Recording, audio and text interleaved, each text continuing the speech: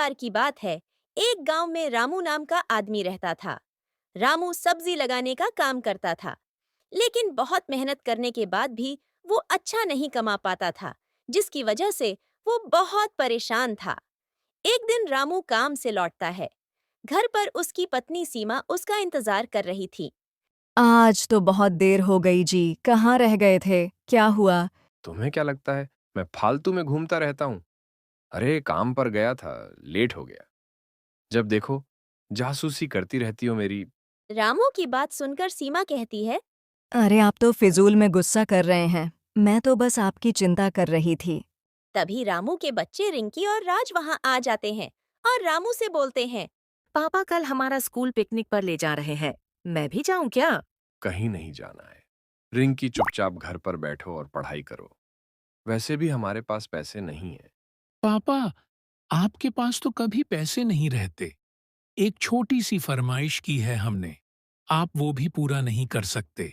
राज की बात सुनकर रामू को गुस्सा आ जाता है और वो राज को जोर से थप्पड़ मार देता है। ये देख सीमा भी गुस्से में आ जाती है और रामू को धक्का देते हुए बोलती है।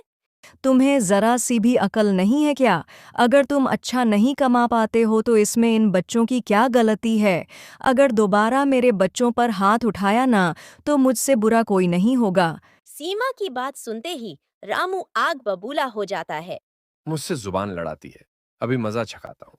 लेकिन रामू गुस्से में सीमा को कुछ ज्यादा ही मार देता है, जिसकी वजह से सीमा बेहोश हो जाती है और मर जाती है। ये देख राज बोलता है। बस करो पापा, मम्मी बेहोश हो गई है। हम आगे से आपसे कुछ नहीं मांगेंगे। आप मम्मी को छोड़ दो। राज और रिंकी की बात सुनकर रामू रुक जाता है और नीचे गिरी सीमा के पास जाता है और उसे देखता है, लेकिन सीमा मर चुकी होती है। ये देख रामू डर जाता है।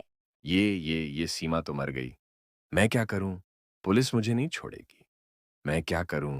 अब अपनी मरी हुई माँ को देखकर राज और रिंकी गुस्से में आ जाते हैं। पिताजी, आपने यह सही नहीं किया। आपने माँ की जान ले ली। हम अभी पुलिस को बुलाकर आपको पकड़वाते हैं। राज की बात सुनकर रामू और भी ज्यादा घबरा जाता है और वहां से भाग जाता है। राज और रिंकी अपनी माँ सीमा के पास खड़े रोते रहते हैं। गांव वालों को राज और रिंकी कुछ नहीं बताते और गांव वाले सीमा का अंतिम संस्कार कर देते हैं। लेकिन रात में राज भैया, मुझे अकेले घर पर बहुत डर लग रहा है और भूख भी लगी है। रिंकी की बात सुनकर राज बोलता है। रिंकी, डरने की क्या बात है? मैं हूं ना। मेरे रहते तुम्हें चिंता करने की कोई जरूरत नहीं है। तुम रुको, मैं आता हूं। राज खाने की तलाश में घर से बाहर निकल जाता है, लेकिन उसे कुछ भी नहीं मिलता और वो खाली हाथ वापस आ जाता है। लगता है रिंकी, हमें आज खाली पेट ही सोना पड़ेगा। मुझे बाहर कुछ भी नहीं मिला और घर पर भी कुछ नहीं है। राज की बात सुनकर रिंकी बोलती है। तुम चिंता मत करो भैया, मुझे अब भूख नहीं लगी है। फिर राज और रिंकी सिर्फ पानी पीकर सो जाते हैं। रात में घर पर जोरों से दस्तक होती है। राज और रिंकी नींद से उठ जाते हैं। फिर राज जाकर दरवाजा खोलता है। दरवाजे पर सीमा की आत्मा खड़ी होती है। सीमा की आत्मा को देख राज खुश हो जाता है। सीमा की आत्मा घर के अंदर आ जाती है। रिंकी भी अपनी माँ की आत्मा को देखकर खुश हो जाती है और सीमा की आत्मा से लिपट जाती है। सीमा की आत्मा भी अपने बच्चों को देखकर रोने लगती है और बोलती है। सही कहा मेरे बच्चों, मैं तुम्हें छोड़कर कहीं नहीं जा पाई और देखो, भगवान ने भी मुझे वापस भेज दिया है तुम्हारे पास। फिर सीमा अपने पास से राज और रिंकी को रोटी देती है। दोनों भरपेट खाते हैं और सो जाते हैं। अगली सुबह सीमा राज और रिंकी को लेकर दूसरे गांव में चली जाती है और रूप बदलकर पानी पूरी की रेढ़ी लगाने लगती है। मैं उस गांव से तो बाहर आ गई हूँ भगवान, ताकि मुझे कोई पहचान ना सके। हे भगवान, मेरी मदद करना ताकि मैं अपने बच्चों को अच्छे से रख पाऊं। फिर सीमा रोज पानी पूरी की रेहड़ी लगाती और पानी पूरी बना बनाकर बेचती। उसके पानी पूरी बहुत ही ज्यादा स्वादिष्ट होते हैं, जिसकी वजह से दूर दूर से लोग उसके पास आने लगे। सीमा बहन, तुम जो पानी पूरी बनाती हो बहुत ही स्वादिष्ट होता है। मैंने उतना बढ़िया पानी पूरी कभी नहीं खाया।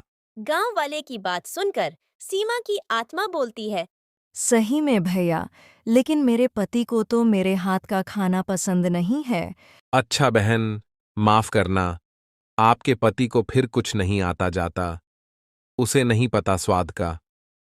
हाँ, जैसे जैसे समय बीतने लगा, सीमा की कमाई बढ़ने लगी और राज और रिंकी भी खूब खुश रहने लगे। लेकिन शायद उनकी किस्मत में ज्यादा दिन खुश होना नहीं लिखा था। सीमा से जलने वाले भी बहुत हो गए थे। एक दिन गोपाल नाम का दूसरा रेडी वाला अपने दोस्त बाला से बोलता है, जब से यह सीमा यहाँ रेहड़ी लगाने लगी है, तब से हमारी बिक्री बंद हो गई है। पता नहीं मनहूस औरत लोगों पर क्या जादू करती है। मन तो करता है इसका गला दबा दूं। सही कह रहे हो भैया। चाहता तो मैं भी यही हूं। जब से आई है हमारी, तो कमाई ही बंद करवा दी। फिर गोपाल और बाला सीमा को मारने का प्लान बनाते हैं और एक आदमी को सीमा को मारने के लिए बुलाते हैं। वह आदमी कोई और नहीं बल्कि रामू होता है, जो कि एक गुंडा बन चुका होता है। तुम दोनों चिंता मत करो, उस पानी पूरी वाली का मैं काम तमाम कर दूंगा। बस तुम दोनों बताओ कि वह कहाँ मिलेगी। फिर रामू गोपाल और बाला की बताई जगह पर सीमा की रेड़ी के पास पहुंच जाता है और सीमा को पीछे खड़े होकर बोलता है, ए औरत, तूने मेरे दोस्तों का काम चौपट कर रखा है। आज तेरा आखिरी दिन है। आज के बाद तू कोई भी रेडी नहीं लगा पाएगी। रामू की बात सुनकर सीमा की आत्मा पलटती है। रामू सीमा को देखकर हैरान रह जाता है और डरते हुए बोलता है, तू तू तू जिंदा कैसे हो गई? मैंने तो तुझे अपने हाथों से मारा था। रामू की बात सुनकर सीमा हंसने लगती है और बोलती है, तेरी मौत मेरे ही हाथों लिखी है, इसलिए शायद भगवान ने मुझे वापस भेजा है और मैं सीमा नहीं, उसकी आत्मा हूँ, समझा। तभी सीमा अपने डरावनी चुड़ैल के रूप में आ जाती है और रामू को गर्दन से पकड़कर उठा लेती है। रामू दर्द और दम घुटने की वजह से तड़पने लगता है। छोड़ दे, मुझे सीमा जाने दे। माफ कर दे। मैं कभी ऐसा नहीं करूंगा। माफ कर दे। तभी वहां रिंकी और राज भी आ जाते हैं। रामू की ऐसी हालत देखकर राज और रिंकी सीमा के पास जाते हैं और बोलते हैं, माँ, आप पिताजी को मत मारो। इनके खून से अपने हाथ मत रंगो। हम दोनों यही चाहते हैं। रिंकी और राज की बात सुनकर सीमा रामू को दूर फेंक देती है और बोलती है, देखा दुष्ट, तेरे इतना बुरा करने पर भी मेरे दोनों बच्चे तेरी जान बचाना चाहते हैं। जा यहाँ से चला जा। लेकिन तभी वहां बाला और गोपाल आ जाते हैं और रिंकी और राज को पकड़ लेते हैं और बोलते हैं, ही बहुत हुआ तुम दोनों का मिलन। सीमा, तूने हमारे काम धंधे में बहुत नुकसान किया है। आज इसका बदला लेंगे हम दोनों। ऐसा कहकर गोपाल और बाला अपने एक हाथ में चाकू निकाल लेते हैं और राज और रिंकी की गर्दन पर रख देते हैं। लेकिन तभी भी वहां खड़ा रामू उन दोनों को जोर से धक्का देता है। गोपाल और बाला गिर जाते हैं, जिसकी वजह से राज और रिंकी आजाद हो जाते हैं। ये तूने क्या किया रामू? अब इनसे पहले तेरा नंबर आएगा। ऐसा कहकर गोपाल और बाला रामू को चाकू मार देते हैं। रामू घायल होकर गिर जाता है। सीमा को बहुत गुस्सा आता है और वो उन दोनों को उठाकर दूर फेंक देती है, जिसकी वजह से बाला और गोपाल दोनों मर जाते हैं। सीमा रामू के पास जाती है और बोलती है, आज तुमने मेरे दोनों बच्चों की जान बचाई है। इसकी वजह से मैं तुम्हारे सारे पुराने पाप माफ करती हूँ। सीमा की बात सुनकर रामू रोने लगता है और बोलता है, मुझे माफ कर दो। सीमा, मैंने बहुत बड़ी गलती कर दी। मुझे माफ कर दो। रामू की बात सुनकर सीमा बोलती है, तुम्हें मैं माफ़ी तभी दूंगी जब तुम अपने बच्चों को संभाल लोगे और उनका ख्याल रखोगे। मैंने अपने दोनों बच्चों के नाम बहुत पैसा छोड़ा है और अब यह पानी पूरी की रेडी तुम संभालो। मैं उनका पूरा ख्याल रखूंगा। सीमा और आगे से पैसों के पीछे भी नहीं भागूंगा। मेहनत करूंगा। हाँ, मेहनत। फिर सीमा की आत्मा वहां से गायब हो जाती है। एक दिन की बात है, एक जंगल में 3 भैंसे रहते थे। अरे वाह!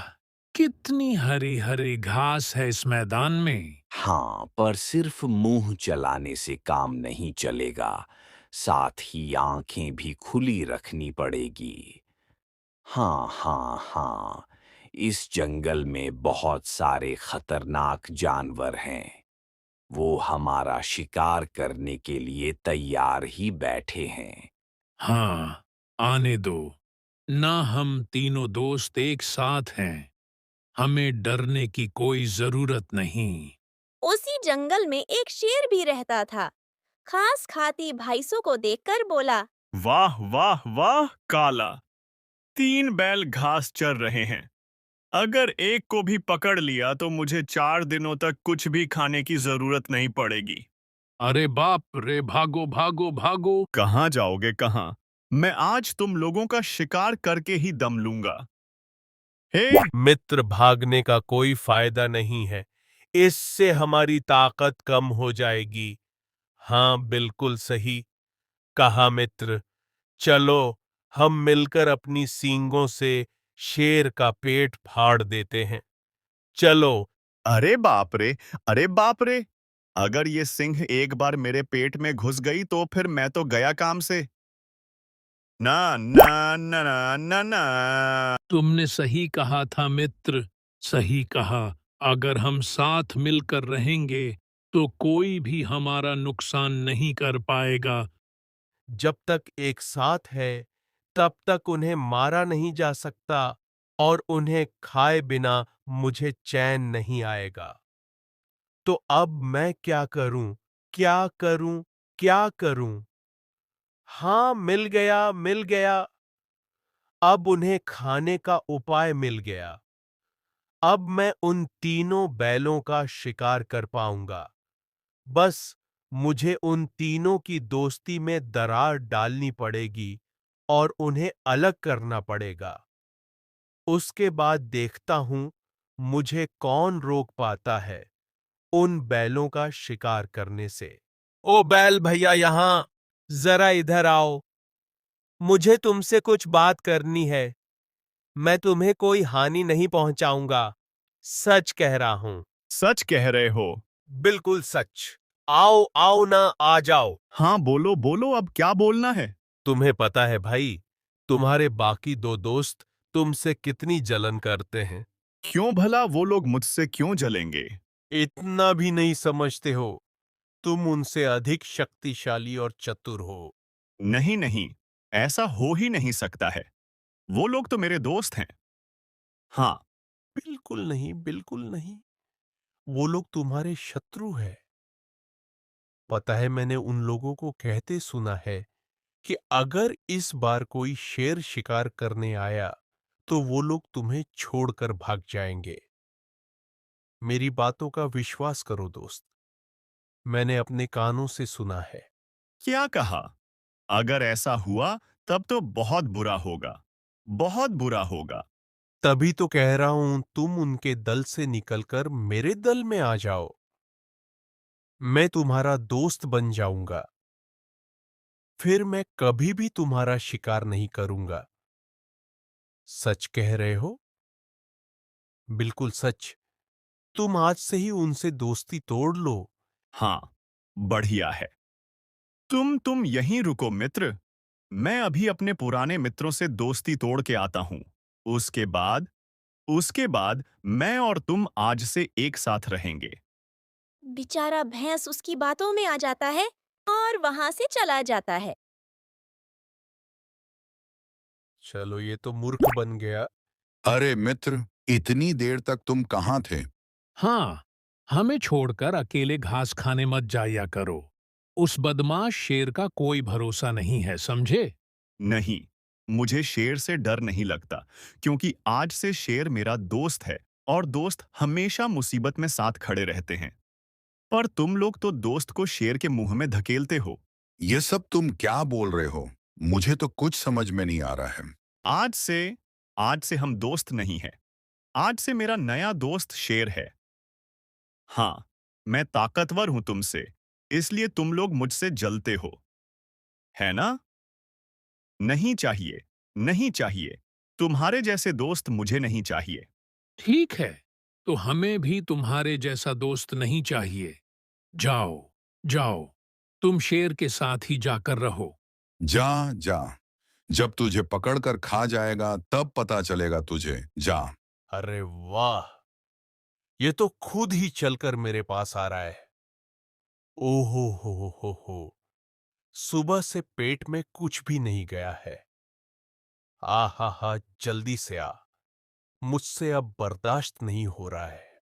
मैं आ गया। मैं आ गया दोस्त। अपने पुराने दोस्तों से दोस्ती तोड़कर आया हूं। आज से तुम और मैं दोस्त हुए पक्के मित्र। हाँ, एकदम पक्के।